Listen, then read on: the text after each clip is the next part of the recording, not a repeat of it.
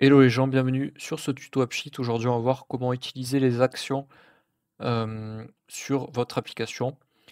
Donc, je vais faire un tuto un peu général pour pas que ça soit trop long, parce que si je passe action par action et que je décris très précisément qu'est-ce que ça fait, on va y passer des heures.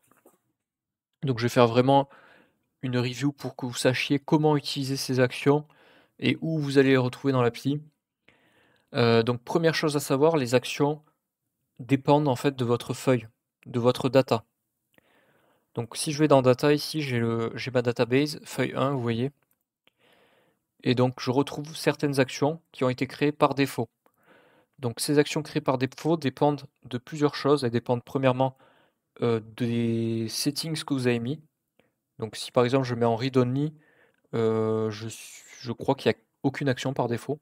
Par contre, si je mets update, add, delete, je vais avoir ces trois actions-là.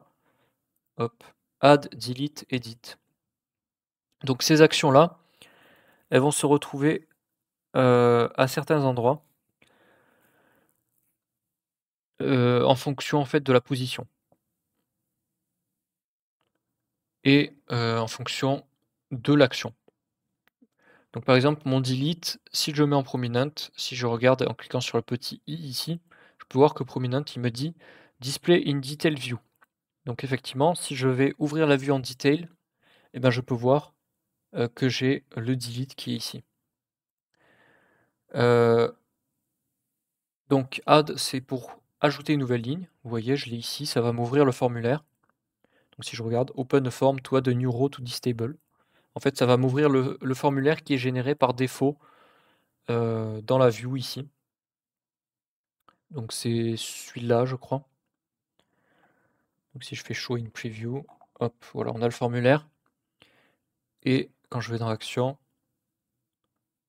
add, et bien ça m'ouvre en fait le formulaire qui a été généré, la vue formulaire qui a été générée.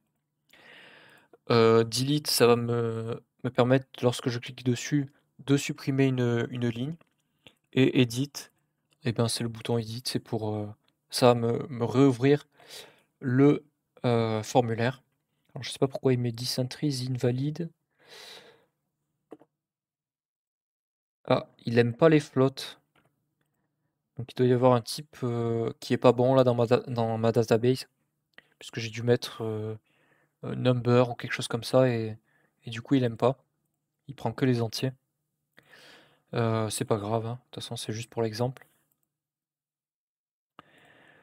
Du coup voilà. En fonction de la position, vous allez retrouver à certains endroits. Vous pouvez choisir aussi inline, donc inline ça va être en fait en ligne tout simplement, hein, comme son nom l'indique. Et hide, ça va cacher l'action. Et donc vous allez me dire pourquoi cacher une action? En fait, ça va être utile pour la dernière action qui est execute a sequence of actions. Vous allez pouvoir en fait exécuter plusieurs actions dans un ordre défini, notamment des actions que vous aurez cachées en fait. Donc, par exemple, je veux, lorsque je fais, une certaine chose, et ben, que ça, j'en sais rien, ça envoie un mail et ça supprime la ligne, et ben, je vais faire, action envoyer un mail en premier, action enlever la ligne en 2e action. Voilà, et donc ces 2 actions, que j'exécuterai, j'ai pas besoin de les afficher dans l'application puisque ce seront des actions qui seront exécutées automatiquement lorsque je cliquerai sur l'action, qui utilise le groupe. Donc j'espère que c'est clair. En tout cas, n'hésitez pas, hein, si vous avez des questions dans les commentaires. Donc je vais faire un petit tour rapide. Donc déjà, première chose, comme je vous l'ai dit, les actions s'appliquent à une, base de données. Donc là, vous pouvez sélectionner la base de données sur laquelle s'applique l'action. Donc là, j'en ai qu'une seule, donc c'est toujours feuille 1. Ensuite, vous allez avoir ici des champs à remplir en fonction, de l'action que vous allez choisir. Donc il y a toute cette liste d'actions. Et par exemple, si je choisis cette action-là, copy this row and edit the copy, on peut voir qu'il n'y a aucun autre champ à remplir, parce que il n'y a pas d'argument à apporter, il n'y a pas de données à apporter. ça fait juste ce qui est écrit là. Edit this row, donc ça va éditer la ligne, donc c'est ce truc-là en fait. Export this view to a CSV file, donc là ça va exporter les données qui sont affichées à l'écran en fonction des filtres que vous allez mettre. Donc si vous mettez des filtres, tout ça. Alors ça, je suis pas sûr à 100%. Info à vérifier, mais il me semble que ça exporte en fonction des filtres. Et donc ça va vous générer un fichier CSV qui sera téléchargé en local sur votre machine. Go to another AppSheet app. Donc ça, si vous avez besoin de faire des liens entre les différentes, entre deux applications AppSheet. Go to another view within this app.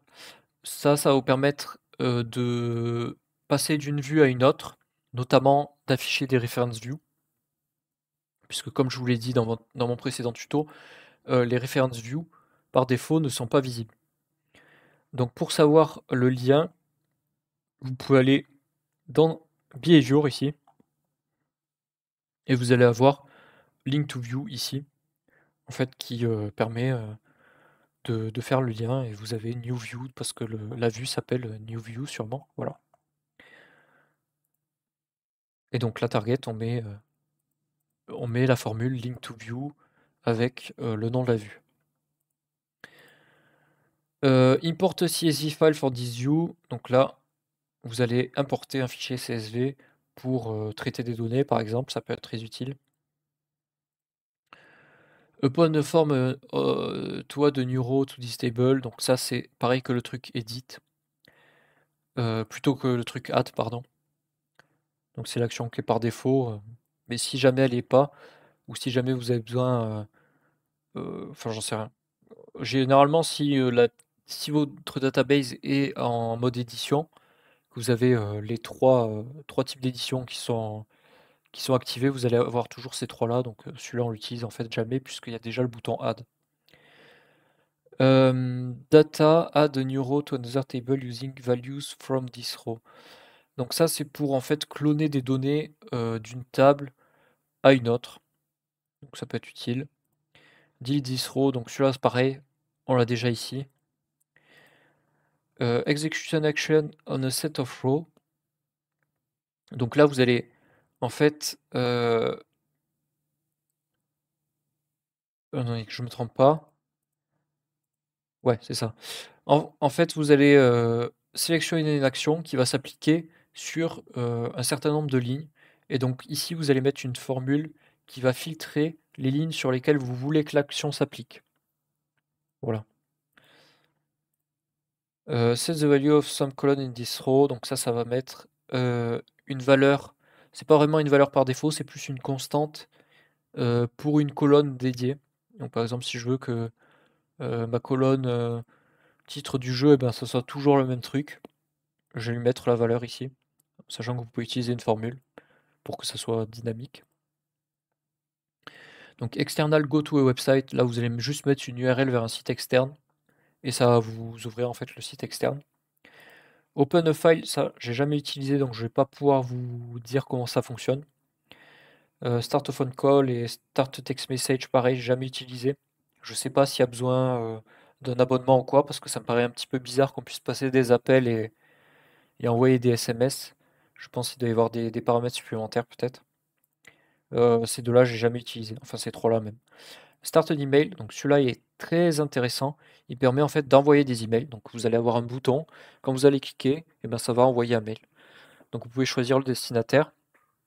Donc ça peut être utile par exemple si vous voulez envoyer des données à votre mailbox générique. Vous allez pouvoir en fait choisir le destinataire, le sujet et le corps du mail. Et execute a sequence of action, celui-là je vous l'ai déjà décrit. Donc à savoir que vous pouvez choisir d'afficher l'action uniquement si une certaine condition est validée. Donc ça permet par exemple, parce que là en fait vos actions, j'ai oublié de vous le dire, mais elles vont s'afficher en fonction des views, du type de view que vous utilisez.